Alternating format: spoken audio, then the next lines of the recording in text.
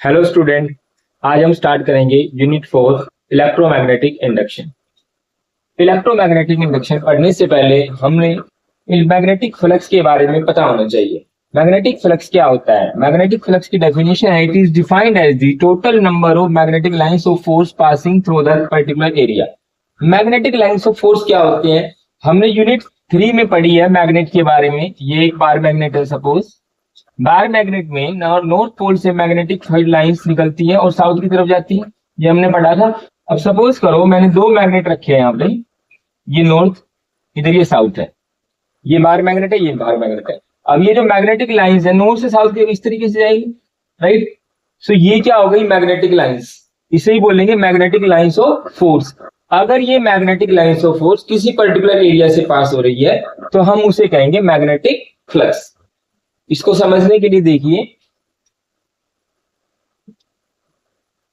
जैसे मान लो ये कोई मैग्नेटिक लाइन है हमारे पास, जो अभी हमने देखी। मैग्नेटिक लाइन को बी से डिनोट करते हैं। अब यहाँ पे कोई एक पर्टिकुलर एरिया हमने कंसिडर कर लिया है। जैसे सपोज करिए ये हमारे पास कोई भी एक पर्टिकुलर एरिया है, यहां से हमारी मैग्नेटिक लाइंस पास हो रही है, ठीक है। यहां से हमारी इस वाले एरिया, इस वाले पर्टिकुलर एरिया में से मैग्नेटिक लाइंस पास हो रही है, तो हम उसे कहेंगे मैग्नेटिक फ्लक्स। अब ये जो पर्टिकुलर एरिया है, यहाँ पे हमको इसके परपेंडिकुलर यहाँ पे नॉर्मल वेक्टर ले लेंगे, तो फ्लक्स का फॉर्मूला होगा बी डॉट ई, बी ए कोस थीटा, और ये क्या है? नॉर्मल वेक्टर जो परपेंडिकुलर रहेगा एरिया वेक्टर।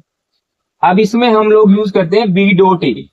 अब कुछ स्टूडेंट बोलते हैं कि सर बी डॉट ए क्यों यूज करते हैं, बी क्रॉस ए का यूज क्यों नहीं करते?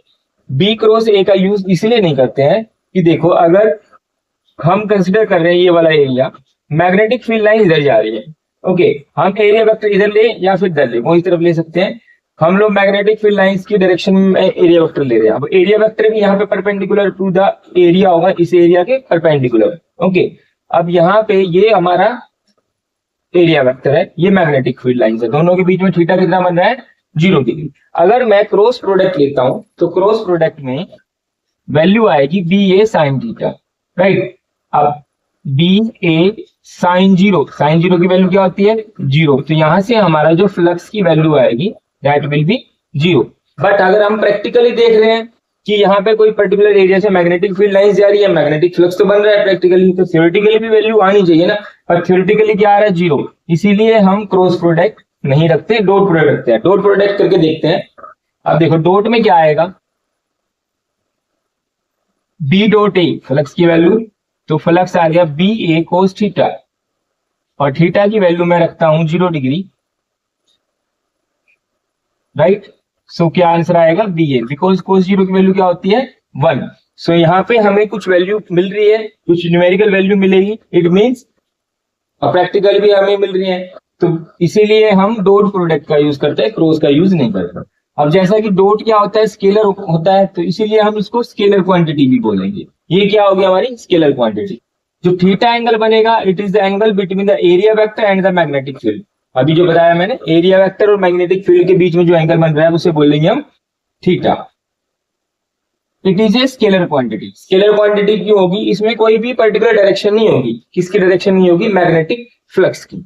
अगर हम इस एरिया की बात करें, जैसे मान लो ये मैग्नेटिक फील्ड लाइंस है, मैंने ये वाला एरिया माना है, तो इसमें से जितनी पास हो रही है इस वाले एरिया में से, तो उसे बोलेंगे हम मैग्नेटिक फ्लक्स। अगर मैं इसको ऐसे रख देता हूं, अब देखो इसमें से कितनी लाइंस पास हो रही है, अब मैग्नेटिक फील्ड लाइंस तो ऐसे जा रही है ना, तो मैग्नेटिक फील्ड लाइंस डिपेंड कर रही है हमारे एरिया वेक्टर पे, राइट। सो मैग्नेटिक फ्लक्स क्या होगा? जितनी लाइंस पास होगी, तो मैग्नेटिक फ्लक्स की तो अपनी कोई डायरेक्शन नहीं है, इसीलिए it is a scalar quantity. इसकी एसआई यूनिट की बात कर लेते हैं। एसआई यूनिट क्या होती है? Weber.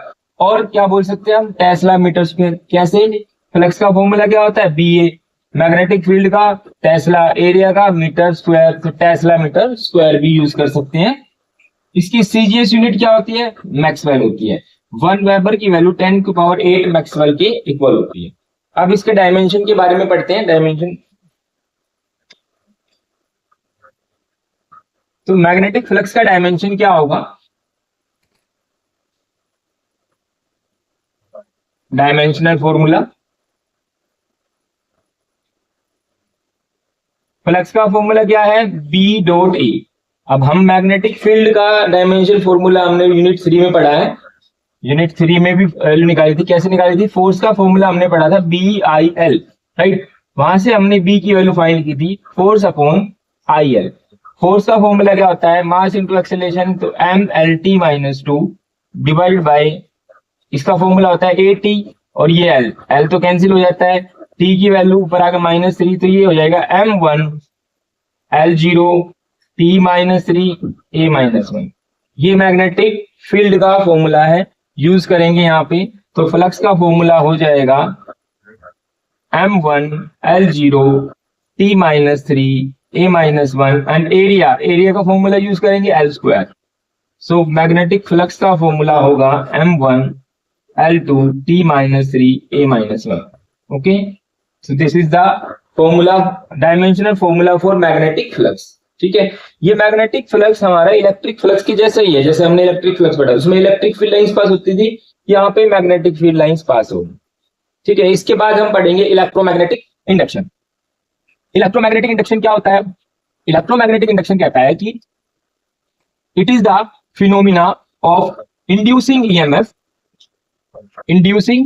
EMF by changing magnetic flux in a circuit or in a coil। कोई भी एक हम कॉइल को कंसीडर करते हैं, ये हमारे पास कॉइल है सपोज, इसको हमने गैल्वेनोमीटर से कनेक्ट कर दिया है। गैल्वेनोमीटर क्या होता है? जो करंट की वैल्यू बताता है, करंट है या नहीं है, राइट। मूविंग गैल्वेनोमीटर हमने यूनिट 3 में पढ़ा है। अब ये कॉइल है, इस कॉइल के पास मैं एक मैग्नेट को लेके आता हूं। ये हमारे पास कोई बार मैग्नेट है, इसमें से मैग्नेटिक लाइंस ऑफ फोर्स निकल रहे होंगे, अभी हमने पढ़ा है इसके बारे में। अगर मैं इसकी मूवमेंट कराता हूं, यहाँ पे इसको इसके पास ले जा रहा हूं, इससे दूर लेके जा रहा हूं, तो इससे क्या होगा? इस कॉइल के अक्रॉस मैग्नेटिक फ्लक्स चेंज होगा। जब कभी मैग्नेटिक फ्लक्स चेंज होगा तो उससे क्या होगा? इस कॉइल के अंदर EMF इंड्यूस होगा और हमें गैल्वेनोमीटर में डायरेक्शन दिखाई देगी करंट की। सो यही क्या है हमारा फिनोमिना, को बोलते हैं हम इलेक्ट्रोमैग्नेटिक इंडक्शन। इसीलिए हमें मैग्नेटिक फ्लक्स पढ़ना जरूरी था। इसके बाद हम फैराडे लॉज पढ़ेंगे, Faraday first law and Faraday second law. उसमें हम डिटेल में पढ़ेंगे कि मैग्नेटिक फ्लक्स क्या है, कैसे हम EMF इंड्यूस होता है, उसका मैग्नीट्यूड क्या होता है। ओके, इसके बाद नेक्स्ट करते हैं Faraday law of electromagnetic induction. So Faraday के 2 लॉ हैं। फर्स्ट लॉ पढ़ेंगे हम। फर्स्ट लॉ की डेफिनेशन कहती है, whenever the magnetic flux linked with coil, और यहां पे हम सर्किट यूज कर सकते हैं, changes EMF get induced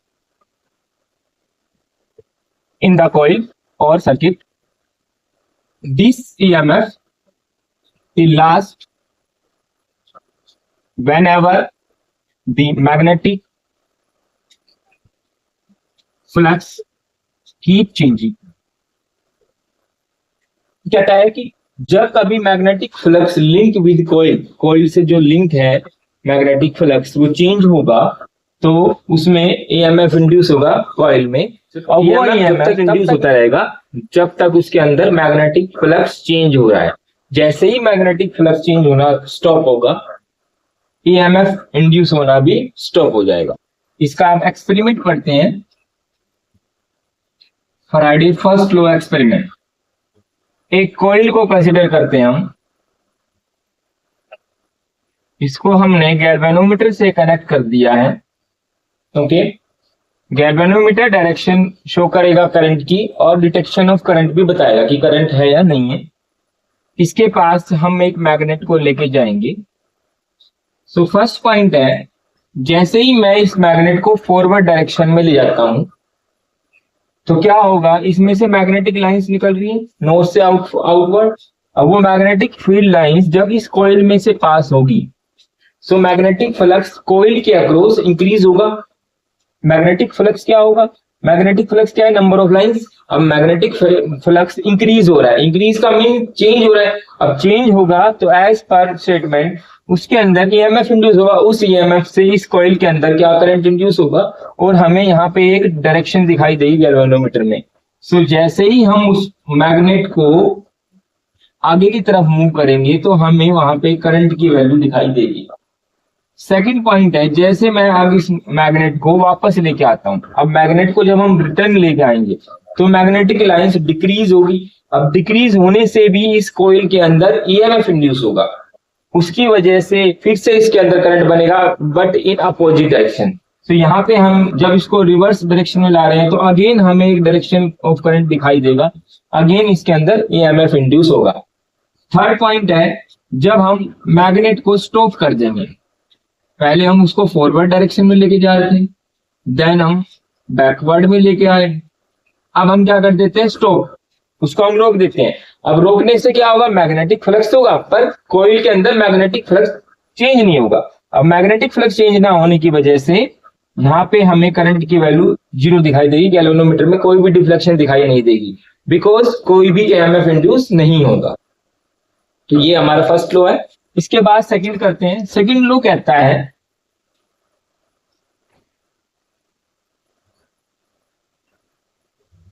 the rate of change of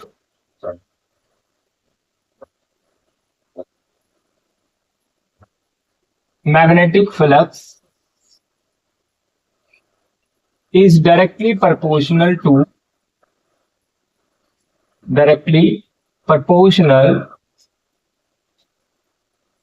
to the EMF induced। कि जो ईएमएफ इंड्यूस होगा वो डायरेक्टली प्रोपोर्शनल होगा rate of change of flux के। जितना ज्यादा हम रेट ऑफ फ्लक्स का जितना ज्यादा चेंज करेंगे उतना ज्यादा ईएमएफ इंड्यूस होगा कॉइल के अंदर। This is the second law. So magnitude जो होगा हमारा ईएमएफ का, that will be determined by the magnetic flux. So यहां से ईएमएफ की वैल्यू आ जाती है k d∅dt। k की वैल्यू हम रखेंगे 1, सो ईएमएफ की वैल्यू आ जाएगी -d∅dt। ठीक है, ये नेगेटिव साइन के बारे में हम लेंज लॉ में पढ़ेंगे। इसके बाद आगे कंटिन्यू करते हैं।